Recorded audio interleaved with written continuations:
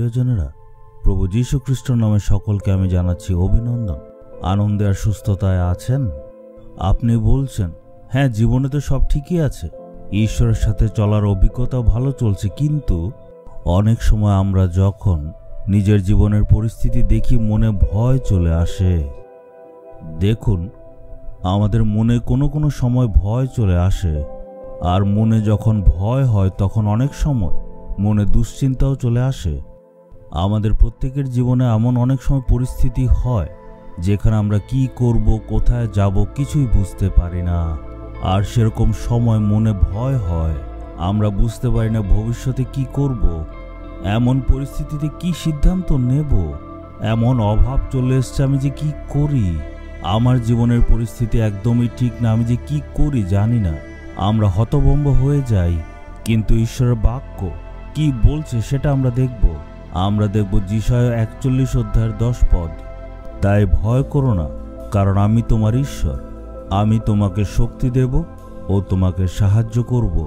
আমার সন্তান, তুমি কখনো ভয় করবে না, কারণ আমি সঙ্গে আছি আর সাহায্য করব। এর মানে ঈশ্বর আমাদের সঙ্গে থাকেন।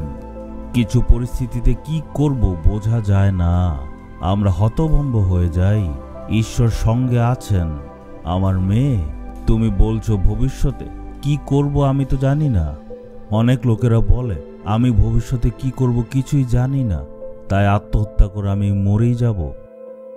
আপনি মারা গেলে কি সমস্যাটা ঠিক হয়ে যাবে? নিশ্চয় না। আপনি জীবিত থাকুন আর দেখবেন ঈশ্বর কিভাবে আপনার সমস্যাকে দূর করবেন আর সাহায্য করবেন। প্রভু যীশু আপনাকে বলছেন, হে আমার ছেলে, তুমি কি এখন ভয় পাচ্ছ? চিন্তা করবে না, কারণ ঈশ্বর তোমার সকল অভাব মিটিয়ে দেবেন আর তোমায় সাহায্য করবেন। আপনি ভাবছেন এই বিপদ যে কখন মিটে যাবে। ঈশ্বর বলছেন, আমি তো সাহায্য করব, আমি তোমার সকল সংকট দূর করে দেব, তোমায় রক্ষা করব। তুমি ভাবছো ভবিষ্যতে কি করবে, কিছুই ঠিক নেই। ঈশ্বর বলছেন, তোমার জন্য রাস্তা আমি তৈরি করব। কখনো এমন ভাববেন না যে জীবনের সব শেষ হয়ে গেছে। যিশু হচ্ছেন ঈশ্বর, উনি সকল কাজকে সম্ভব করতে পারেন। এই পৃথিবীকে উনি সৃষ্টি করেছেন।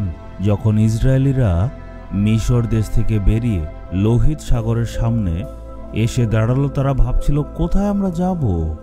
এগিয়ে গেলে সামনে সমুদ্র, সামনে গেলে ডুবে মরে যাবে। আবার দেখুন, পেছনে পৃথিবীর সবচেয়ে শক্তিশালী সৈন্যদল মানে মিশরের সৈন্যদল তাদের পিছু করছে। তারা কিভাবে লড়াই করবে? তারা ভাবছে কি যে করব জানি না। সামনে ও পেছনে দুইখানেই বিপদ। ঈশ্বর তাদের বললেন, আজ আমি অলৌকিক কাজ করব।